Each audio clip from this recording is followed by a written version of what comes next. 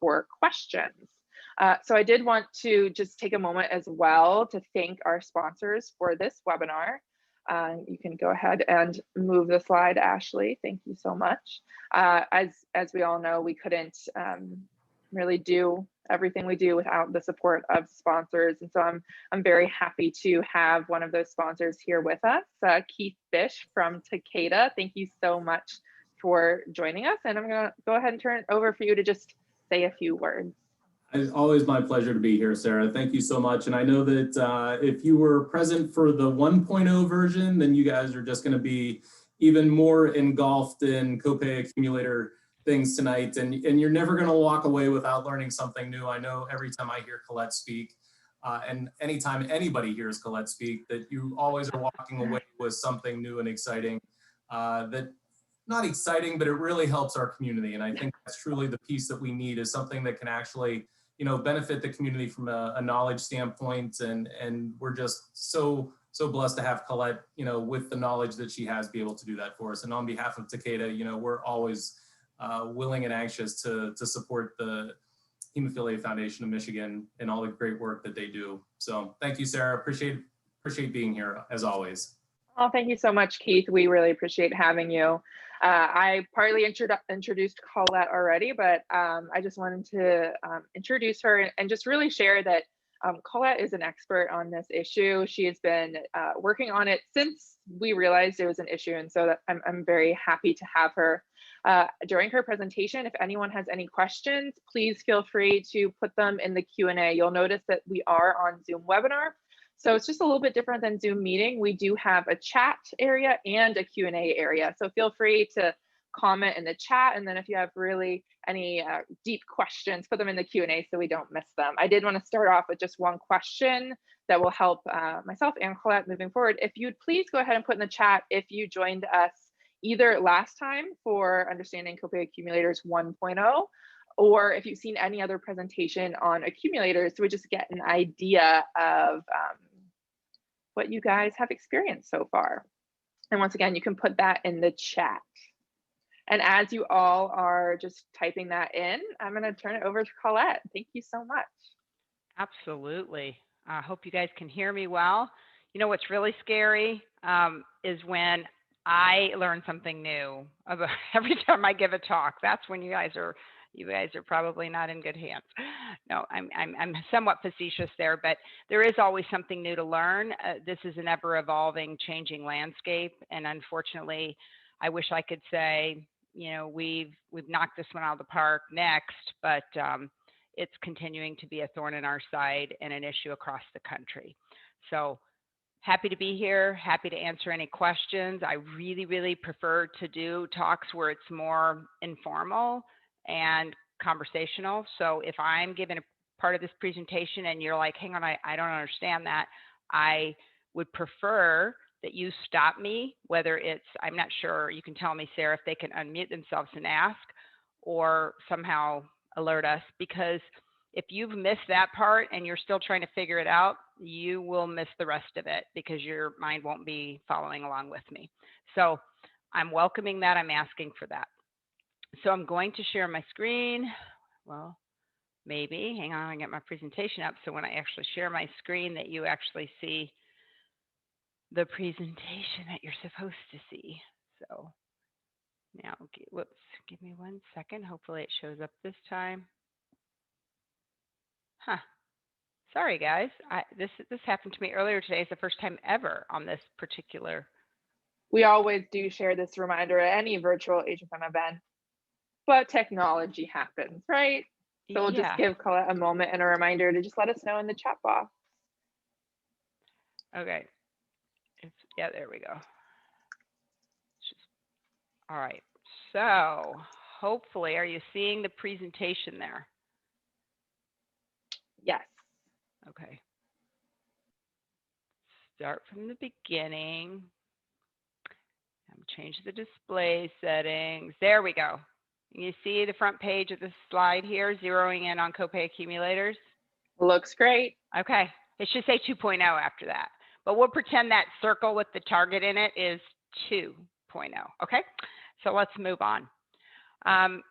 Obviously, I think she introduced, I'm with the National Hemophilia Foundation, Senior Director of Payer Relations. Been here for almost 5.5 years. Prior to that, I ran the Hemophilia Treatment Center in Peoria, Illinois.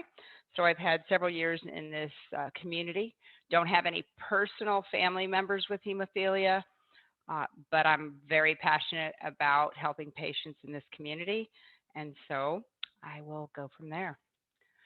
Just a brief outline. I won't bother on this outline to go through every step. We'll talk about it as we go through, but I'm going to share this presentation so Sarah can share it out with you. What are copay accumulator adjustment programs? It's a change in how health insurance plans or pharmacy benefit managers apply and count copay assistance. What kind of copay assistance?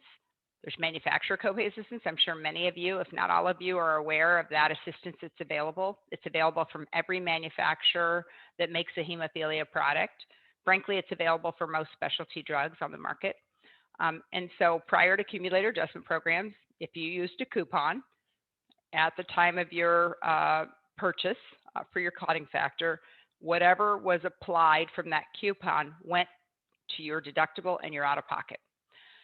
Since they've started the copay accumulator adjustment programs, if your health plan has implemented one of these, it means that they are allowing you to keep using the coupon, but they're no longer applying it to your deductible and out-of-pocket. Now, as I go a little further, you're going to understand really the thrust of that, just that switch right there. So the role of copay, cost sharing and copay assistance, you know, folks have, with specialty medications, with life and death medications, like it is for patients in our community, you rely on high cost, high value medications, which means life and death. And these drugs are extremely expensive. We know that in our community, the median adult with hemophilia is somewhere between $275,000 and $300,000 a year. Okay, so at any given time, if you were to split that by 12, the cost of your drugs on any given year, you're going to hit your max out of pocket in month 1 of the year, right? Now, this year, the max out of pocket we're going to go through here shortly is $8,150 for one person, or double that, $17,300 for a family. So at the beginning of the year, if you have a deductible, or you have, I'm going to come back to the slide actually. If you have a deductible, what does that mean? So this is if nothing else sinks in, I have to make sure everyone understands this. So please unmute yourself if you don't. When you get into health insurance on the marketplace, whether it's from your employer, an employer-sponsored plan where your employer pays part of the premium, you pay part of the premium, you pay at least some of the premium, and your employer pays some of the premium. That's the cost to get your health insurance. What you pay for the premium does not count to your annual max out of pocket, okay? That's just the cost of getting the insurance. Now, what does count to the max out of pocket? The deductible, any copays, and any coinsurance. Those count to your max out of pocket. This year, as I mentioned, the max ACA out of pocket limit for any one person is $8,150, or double that, $17,300 for a family. So if you have a deductible, and we know that more than 80% of all health plans have a deductible. The deductible can be $250, and it can be all the way up to $7,000. That's the max set by the IRS, okay? So if you have a deductible, see this line here? Before, after deductible, that means if you have a deductible, you must pay the entire deductible in its entirety before the plan pays the first penny. So if your deductible is $250, probably not as big of a challenge for many, or you could figure out a way to pay it.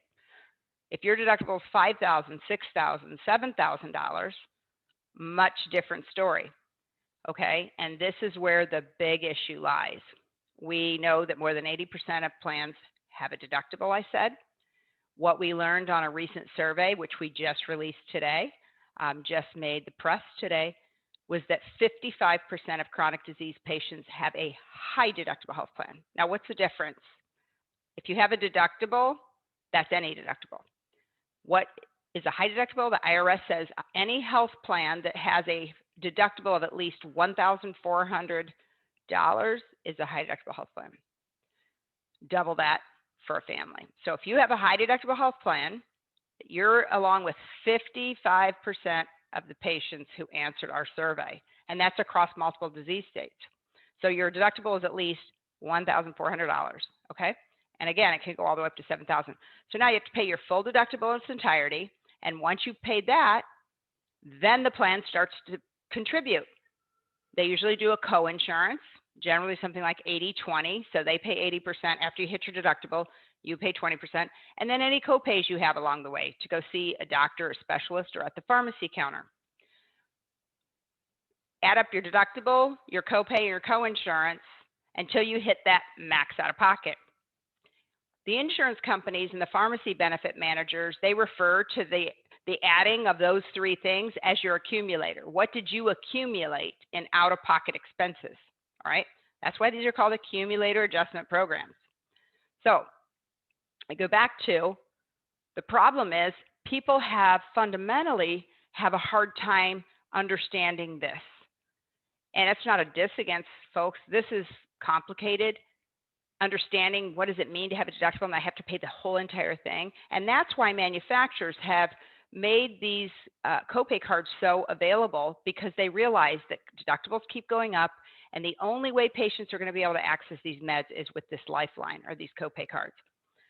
And so then these companies, they use misleading names for these programs. Express Scripts calls this the out-of-pocket protection program. Care Market calls it True Accumulation. United Healthcare, Coupon Adjustment Benefit Plan Protection Program.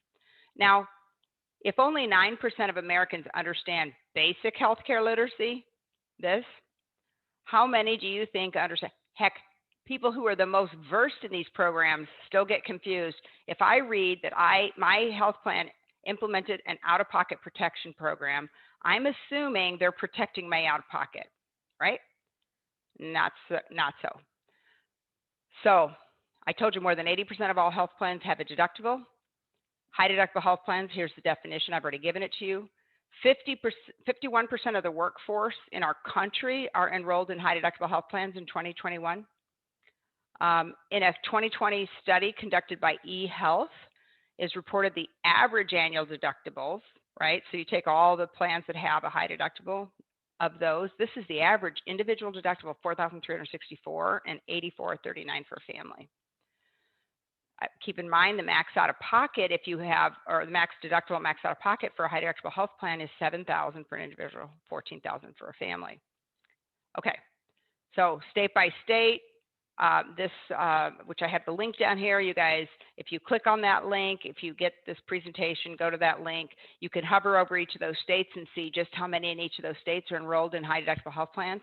Michigan, I believe, is 34%. It's lower than some. North Carolina presentation I did last week or the week before was 60-some. So lower percentage in aggregate in your state. But we continue to see every year high deductible health plan enrollment increase. I suspect as the numbers come out post-COVID, we're going to see an even higher enrollment because we know millions of people lost their employer-sponsored insurance, which means they're going to be driven to the marketplace to buy insurance. And with loss of employment comes loss of wages. And so when they're looking at marketplace plans, the first thing they're going to look at is what? The lowest cost premium. The lower the premium, the higher the out-of-pocket. And here's a diagram of that. So the higher the premium, that means I'm going to have lower zero deductible. If I have a really high premium for my plan, that's probably like a platinum or a gold PPO. That'll be a very low or zero deductible potentially, lower co-pays and co-insurance, and lower annual out-of-pocket max. But the lower my monthly premium is, the higher my deductible, the higher my co-pays and co-insurance, and the higher annual out-of-pocket max. I've gone through these limits before, so I won't repeat them. This is above the line is if you're in any other plan besides a high deductible health plan. So the max out of pockets and individual and family. And then if you're in a high deductible health plan that's HSA eligible, which means it hits that $1,400 definition for an individual, $2,800 for a family, your out of pocket max is lower than it is for just the rest of the plans. However, remember, you have to pay that full deductible in its entirety. So it makes these plans advantageous for younger, healthier people who are much less likely to have any claims. But if you're somebody with a chronic condition that's going to meet that deductible every single year in the first of the year is likely not the most advantageous for you. So we look at the dollars and cents of these programs, and we say that living with a chronic condition in this country, it doesn't add up. These programs faced with facts, and so when I say cents, S-E-N-S-E, I didn't misspell it. The median household income, this is pre-COVID, it was the highest it had been, and that was at $68,703. That was in 2019. I'm certain that number will decrease, but I guess we'll see when the data comes in. So that's the median household income. And out of that, you take out house, kids, car, school, clothing, you know, daycare, all the expenses of life, car insurance, your premium, your health insurance. And then on top of that, you have these max out of pockets, which you will hit the beginning of the year every single year. So this is where the problem is for these plans.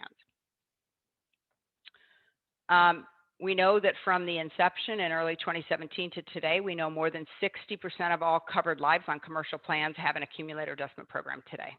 That's the sad truth. But you know, there's some hope for some, and hopefully there'll be more hope for others as we continue to move forward in our work. So what are we doing? Early on, we developed a point counterpoint list. You know, every time I would hear somebody who was in favor of copay accumulator adjustment programs, I would document it, and then I would come up with my challenge to that argument.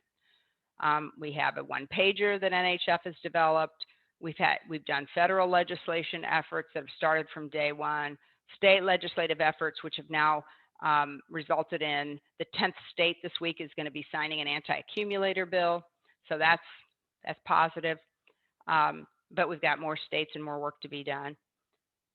And then, you know, we're trying to gather data to dispel the proponent arguments. We've done surveys. We did a general population survey of registered voters 18 and older. And we did that in the fall. Why did we do that one? Because it was before the election. Being completely agnostic as far as I don't care what side of the aisle you sit on, the fact of the matter is, for all voters across both sides of the aisle, the number one and number two concerns were the cost of healthcare premiums and the cost of out-of-pockets. So we knew that was an issue. And then going back to the point counterpoints, we heard for the last 3 years that the people who are in favor of these accumulator adjustment programs say, it's not fair. It's not fair that the sickest of sick people, the 1.2% of our beneficiaries that drive 40 or 50% of our spend, they are already the ones that causing everybody's insurance to be higher. And it's certainly not fair that they get to use a copay card to meet their out-of-pocket when all my other employees have to meet the out-of-pocket themselves if they don't have a chronic condition. So I don't have a chronic condition. I said that earlier. I don't feel that way. I am absolutely okay if you use a copay card and you get that benefit. You have to live with this chronic disease for your whole life. You're going to be hit with this out of pocket every single year, year after year, going to hit your max. Fortunately, I've hit mine 3 times in my life. Their names are Denise, Alex, and Katina. Knock on wood, hope I never hit them again. When I need health care, if I fell, God forbid, and hurt myself, I go to the doctor, I get treated, I get a bill, I pay what I can. But for those who are faced with these chronic conditions against these copay accumulators, your drug is held hostage at the pharmacy counter. It's not the same for you. So I'm perfectly okay with you getting that advantage. So I wanted to know, does the rest of the population feel that way? And so in that survey, overwhelmingly, 86% of the population said, and that's on both sides of the aisle, by the way, that they believe that the American government should intervene, that they should force plans to count the assistance, regardless if it's received from a manufacturer, whether it's received from a third-party nonprofit, from grandma and grandpa, or from a GoFundMe page. If you need help to get your medicine, then you should be able to access the help that's available, and that it should count. And they further said that if the government didn't intervene, that it would have very, significant consequences for chronic disease patients. We then did a study, a survey in January. We closed it out by end of February, and we've been, sifting through the results and, honestly, to be completely forthright, holding it back a little to see what the Biden administration was going to do with the NBPP, which was recently released, to see if we even needed to, push any further on this issue. It wasn't addressed in this recent NBPP release, so today we released the press release. And the press release has some pretty powerful data in it. I'm going to show you at the end here. Here's my counterpoints. Again, this will be in the presentation. What I really want to do is make sure that we have time to discuss whatever questions we have. Here's the one pager I mentioned that we've done on this issue. I mentioned the federal efforts right now, and you'll know if you were part of NHF's Washington days, we led the charge to get Congressman McEachin and Congressman Davis, one on each side of the aisle, one Republican, one Democrat. They did a joint letter asking President Biden to do an administrative fix to stop this. That was what I was talking about with the NBPP. It just came out, it wasn't in there. I don't believe that Biden purposely ignored it. I believe that there was a crossover in the delivery of that letter. There's a tiny little window, and there's another rule that's supposed to come out by the end of spring, which is like now. So is there hope? Probably not yet, but we're not going to give up. So now we're working with our congressmen to try to pass federal legislation. Because even if we don't believe that legislation will pass in the current Congress, we believe it'll escalate the conversation so that we can get the administration to act in a ruling. I mentioned state efforts. Here's the states that have banned copay accumulators: Virginia, West Virginia, Illinois, Arizona, Georgia, Kentucky, Oklahoma, Arkansas, Tennessee, Connecticut. It's on the governor's desk. There's no concern that it's not going to pass, but knock on wood. And then Puerto Rico. So the All Copays Count have been working state by state, and we'll continue to do that until we get, hopefully, every state in the country to pass anti-accumulator bans. Those are Band-Aid fixes, though. I'm going to be honest. State anti-accumulator language is wonderful, and I want it in every state. But states only have jurisdiction if you get your health plan on the marketplace or a small group plan. If you have an employer-sponsored plan that's self-funded or a large group plan, they can pretty much, they're governed by ERISA. They can do things differently than what the ACA requires, and the state has no jurisdiction over those plans. So having these state bans is helpful for many of the plans. It's not for all of them. The big fix is a federal fix, and that's why that continues to be our 1-2 punch. We're working on both. So let's talk about the data that just came in. So this is what we released today. It's been picked up this afternoon by Becker's Hospital Review, and hopefully others will be picking this up as well. Here's the key takeaways. A majority of patients that rely on copay assistance to afford their medications. Of those patients, 65% either currently use or have used programs for their medications. 60% of respondents said they would have extreme difficulty affording their medicines if they didn't have the assistance. 46% of respondents said they or someone in their immediate household has not been able to afford their out-of-pocket this last year. Now think about it, that's almost 1 in 2. And 44% of the respondents reported having negatively been impacted by COVID-19, including healthcare affordability challenges. Now, here's the big one. In our country right now, diversity, equity, and inclusion is a hot conversation. It's an important conversation because there's glaring inequities in our healthcare system and disparities for many people. And it's evident in the results of the survey. 33% of respondents who are unable to afford their medications or treatments because assistance ran out.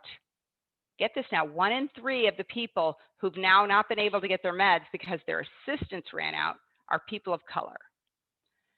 38% of respondents with a bleeding disorder who were unable to afford their medications or treatments because of assistance ran out were persons of color. 93% said they thought the federal government should intervene, and 83% reported out-of-pocket costs being their most important healthcare problem. So there's some really relevant data here. Another point that came out of the survey that was, in my opinion, there's only so many things you can put in here, had to do with, what would they do if they ran out of what would their options be? And, you know, and another point that was critically important was that over 60% of the respondents who depend on the assistance, I think maybe I said that already. Oh, no, I didn't. Over 60% of the respondents who depend on assistance make less than $40,000 a year. So if that doesn't highlight the disparities in our healthcare system, it can't be a case where only people who have are going to be able to get their medicine. That's just not the country that we live in. I surely hope to believe.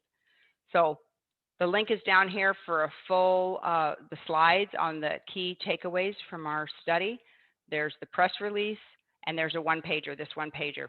I also will share with Sarah our social media toolkit that I developed, and it's really slick because all you have to do is click right from that document, and it'll go right to your Twitter or right to your LinkedIn, and it shares out all these points, and I encourage you to share this information out. We need to get the information out there. So I'm going to stop there with my slides, and I'm happy to answer any questions. Thanks, Kollet.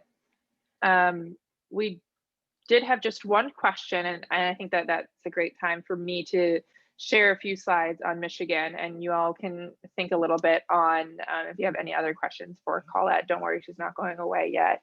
We had one question come in that asked, is Michigan working on an anti-Copay accumulator bill? And yes, we are. Very, very proud of the work we've done. So last year, we started organizing, HFM and a few other patient organizations started organizing a coalition when a bill was introduced into the House, and we worked on it last year and unfortunately didn't get it passed, ran out of time. But beginning of this year, we did formalize our name. As you might have heard Kollet mention, that the national group is called the All Copays Count Coalition, and we wanted to really strengthen our effort by aligning with this broader national effort and all of the great work that other states are doing. So the Michigan All Copays Count Coalition is in support of copay accumulator reform legislation. And yes, thank you, Ashley. Now, I just wanted to show you all what that coalition looks like. I mean, it's a very large group of individuals. And so this presentation is to almost all of you are from the bleeding disorders community. But as you can see here, that this doesn't just impact us, it impacts a lot of other disorders and disease states. And so this is our coalition right now, currently 36 patient and just a few provider organizations that are working with us. And so thank you, Ashley. You can move to the next slide. We are very proud of the work we've done to get our bill, House Bill 4353, through the House. It was a very exciting moment when I got to watch that vote on the House floor, passed overwhelmingly bipartisan, 98-9 in favor of it. And it's now in the Senate. So we're still working on that for all of you. It moves through committee and then to the full House. Oh, were you going to say something, Kollet? Just going to say, first of all, great job. I would ask that you guys take a really close look at this list. And if any of these representatives are in your district or you know them personally, tweet them, call them, email them, thank them for this vote. This is critical.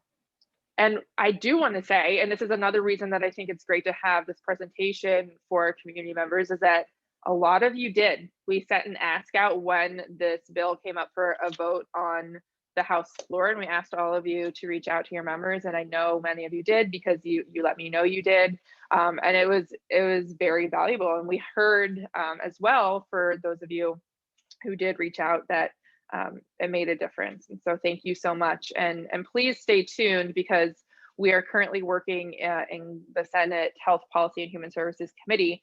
But when we're up for a vote again, there needs to be a vote in the committee, and then in the full Senate, we'll reach out to you, and that's very powerful. I did share some resources through both Facebook, and I send out now a monthly advocacy e-newsletter that gives you some of those resources that you can use. And so as Kollet mentioned, NHF has resources as well, and I'll follow up with all of these participants online after the webinar with those.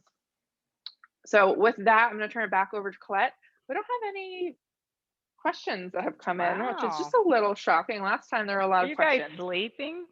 Or you guys are like, Maybe. she's just so good that I have no questions. Is that it? I see. Yeah, maybe they're Yeah. eating, Or but eating. Okay. That's I fair. do want to say maybe Colette, we can talk about the other issue that came Yep. up and see if there are any questions. Yep. I think I'm going to go back to this before it votes the Senate, and I know you guys are killing it there, and you're giving all your constituents the advice and the right advice, contacting ahead of the Senate vote. But maybe even just pushing out these Twitter posts and stuff and hashtagging or tagging the folks that are going to be voting and say, this is why this is so important as we're coming up for a vote, and maybe tie this health disparity information and just how impactful this is on so many people, and trying to let them see visually from this survey. So perhaps that's another way to get their Which is incredibly important too, because we want this passed this year. And so although we might have some good support, we want to push the momentum. So that's a great reminder of the way that patients can keep the pressure up. Perfect. Okay. So what's the other thing I want to talk about? Well, I just like such a thorough presentation, no questions, yay. Now, do I even really want to throw anything else out there and risk that before I leave for Hawaii in the morning? I'm going to, because and this is one I'm going to have an ask, as well as what really any of this. If you've been affected by Copay Accumulator and you have any unintended consequence examples. So I'm one of those people. I'm one of the people in the survey. I can't afford my meds. This is what happened. I couldn't get my meds. I ended up in the ER. And you can pull your explanation of benefits, and we can use those stories, not your name, not even your state, but just here's an example of a patient who, because they couldn't get their meds, ended up in the ER. And this is what it cost, right? Because this is saving money, maybe, because if I can't afford my meds, then my health plan doesn't have to pay my meds that month. So guess what? It looks like a savings, but it's really just shifting the cost, because I go from getting my meds on the pharmacy benefit to it being a medical benefit on the hospital or ER side. So, so always best, I remind everybody, if you are impacted, don't go to your employer and say, wow, because you implemented this, I'm now going to have to quit, or I can't work because it's going to make life too difficult. Much more impactful, not that all employers feel this way, because I know there's a heck of a lot of employers who really do value their people and would be bothered by that. But there's also a large amount of employers who would do cartwheels in the back room if they heard you were going to quit and you cost them $300,000 a year. Now, I hate to be so blunt, but the better answer is to go to your employer and say, this is leaving me no option because I can't afford my meds. So now I'm going to have to go to the hospital and ER multiple times a week to get infusion. They know how much that's going to cost them, and they know it's likely 10 times more expensive. That's actually the data. So better to give them the unintended consequence in the form of what's going to cost them. You'll see far more action that way. There's another scheme that's been happening, and I'm not going to get too deep in the mire on this, but it's called an alternative funding scheme. Maybe even some on this call have been impacted. You get notified from your employer or from your health plan or from your pharmacy benefit manager that your company is no longer covering your hemophilia drugs. But don't worry, we're going to have this concierge service that's going to call you, and they're going to help you get a patient assistance program from the manufacturer. We're going to get you free drug. Now, at first, when I heard about this, I thought, this can't be right. They can't get free product if they have insurance. But in fact, you can. These patient assistance programs have some latitude in which to dispense to somebody who has insurance. So you start the process. You know, it's asked you, do you have insurance? Yes or no? Yes. Okay. Does it cover your drug? Now, in this case, it would be no. So no. Now it goes into, among other things, income eligibility criteria. So they have some, you know, income cap in which your household makes. And if you qualify, then they're going to get free product, and your employer now just save the money. It seems like, to me, there's so many legal concerns I have with this. You know, we do have legal looking into this.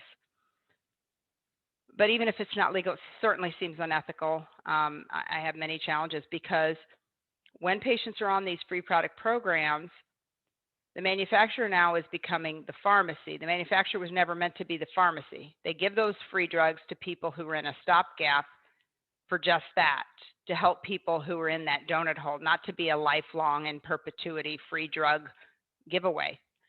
They don't send supplies traditionally. They're not a pharmacy, so they're not, you know, their job isn't to be a pharmacy and turn around your delivery in X amount of, you know, hours like is required of a pharmacy that's following the MASAC guidelines.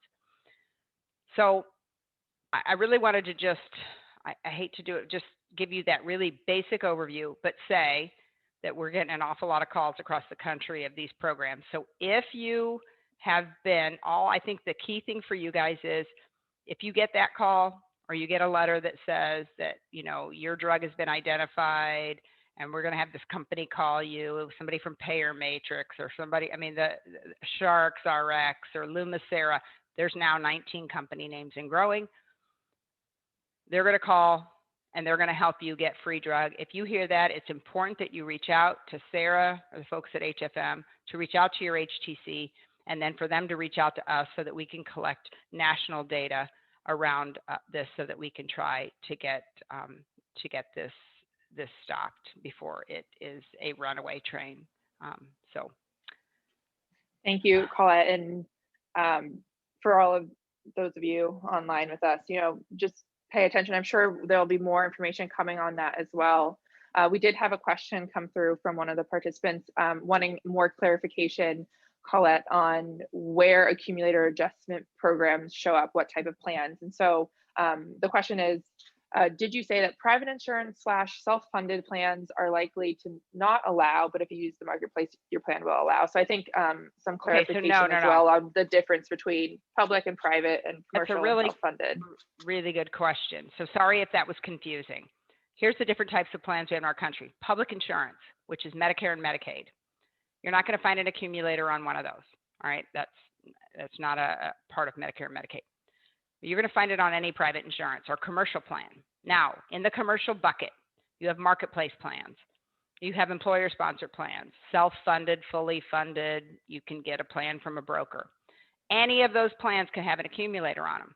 What I meant was that if you're in a state that has passed an anti-accumulator bill, that legislation that says you cannot have a copay accumulator in the state is only applicable to marketplace plans and small group plans. That law does not apply to self-funded employers.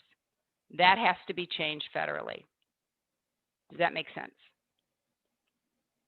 Thank you, Kollet. Mm-hmm. And feel free to ask any additional questions. I don't see any more on there, but I think that is coming back to the point that Kollet says, that's another reason we want to see all 50 states pass this, is because hopefully that can push federal change as well, even though all 50 states won't do the full change we'd like.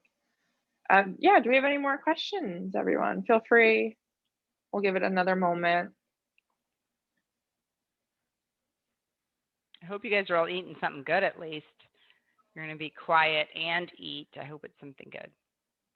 And Ashley, you can go ahead and share HFM slides again if you're ready to do so. As a reminder, and Kollet brought this up, talking about food.